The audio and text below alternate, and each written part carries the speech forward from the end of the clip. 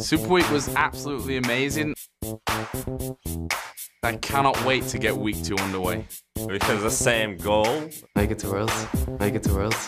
Make it to Worlds. Now we have a better team. Super strong. Now we have a better team. Stronger. Jerry actually went aggressive. Jerry aggressive. Push and move. Tabs was brilliant. In Yellow Stadion, killable. We just shout. Come on! Wombo combo! I don't think so. Make it to Worlds. Make it to Worlds. Make it. I have no idea. Make it to Worlds. Make it to Worlds. Make it to Worlds. Come on! Wombo combo! Make it to Worlds. Come on! Wombo combo! Push and move. Make it to Worlds. Make it to Worlds. Make it to We Worlds. just shout. Make it to Worlds. Make it. Same goal. Make it to Worlds. Make it to Worlds. Make it to Worlds.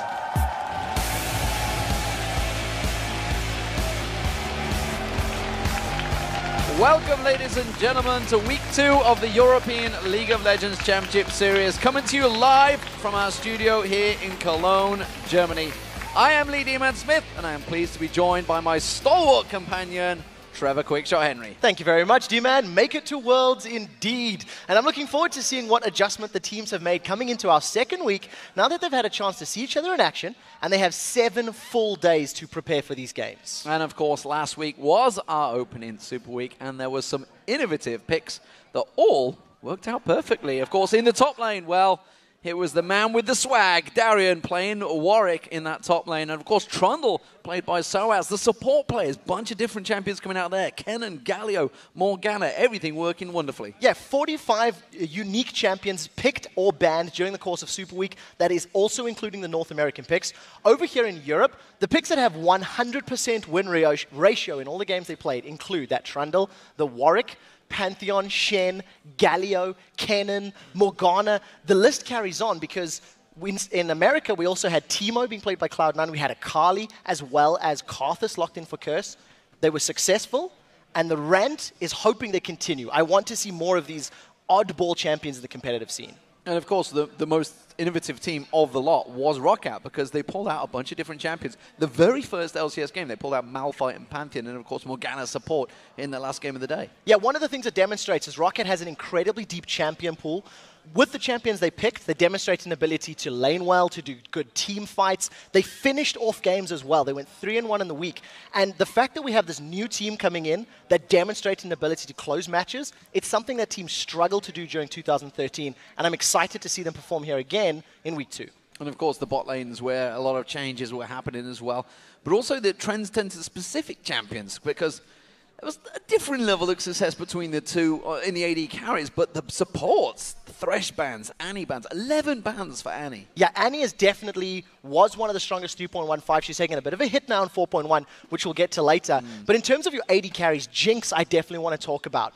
Was picked 9 times last week here in EU. 7 of those were wins. Following Jinx was Lucian. He was actually picked 10 times, and I think Mr. Rawls was the only one that really dominated with him. He went 4 and 6 in the week. And when those two weren't available, or whoever got Jinx or Lucian, the next pick was really sort of Caitlyn. We've seen her showing up a whole lot. 2 wins, 4 losses. Not particularly impressive, especially if compared to last year. And very quickly, Thresh, the most played support. He had 10 games, plus you mentioned he was banned, I think, 5 or 6 times as well. 60% win ratio is good, but I think so many players are high-skilled with him. And finally, Annie. 5 games on the lot, 3 wins, 2 losses. Actually, same win ratio as Thresh. The only one that we're missing is Sivir. Sivir's the only champion that we're not talking about. She's being played in NA, she's being played OGN, she's been playing GPL. And I think EU will pick her up at some point to surprise everybody else. Now, before we get into today's games, let's take a quick look at the standings and where it all finished last Super Week. Of course, leading the pack, well, it is Fnatic. They are at the top of the table, going 4-0. Perfect Super Week for them so far, and only team in the LCS, both North America and Europe, to do that, of course. The 2 teams currently holding second place, well, Rockat surprised everyone, as well as Gambit on there with 3 wins and 1 loss. And, of course, another tie at 4th place, which is SK Gaming and Copenhagen Wolves. Both picked up 2 wins and 2 losses. Yeah, moving towards the bottom half of the table, there's yet another tie. This time in 6th place, where Millennium and the Superhawk crew are sitting at 1 win, 3 losses apiece. And finally, sitting alone in last place is Alliance, who shocked the world when 0-4. They surprised me with as well. Yeah, it was not a good week for Alliance. We'll see how that continues. But of course, those numbers are sure to change. And we do have 4 big matches coming up today. Up first, it is going to be Millennium taking on Alliance, who are still chasing that first elusive win. And then, of course, second match is going to be a rematch, the first of the season, which will be Roccat facing the Super Hop crew. And, of course, Game 3 will be the Copenhagen Wolves taking on Millennium. Millennium will be their second game of the day. And game number 4 features Gambit taking on SK Gaming.